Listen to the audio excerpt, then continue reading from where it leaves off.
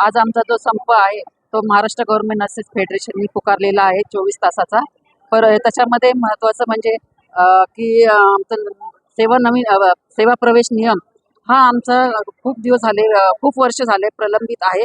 त्या दुरुस्ती करून पण मंत्रालयात पडलेलं आहे. तो पुढे तुम्ही सरकावं आणि पदोन्नती जे आहे ते तुम्ही प्रवेश नवीन ते दुरुस्तीचं वाट न बघता आता आम्हाला सेवा ज्येष्ठतेनुसार पदोन्नती मिळावी. महत्त्वाचे म्हणजे 2007 ला जे शेवटचं पाठ्यनिर्देशित हे पदाची पदोन्नती झालेली आहे ती आता तुम्ही आपलं सेवा ज्येष्ठचे प्रमाणे ज्या BSc नर्सिंग झालेले आहे त्यांना तुम्ही हे पदोन्नती ताबडतोब मिळावी.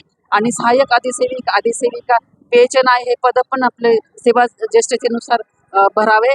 नंतर जे आपले 2021ला जे अधिपरिचारिका पद सरळ सेवेरी पदाने भरलेलं आहे ते तुम्ही त्यांची हे परीक्षा न घेता ताबडतोब त्यांची सेवा नियमित करावी. आज 4 वर्ष झालेले आहेत.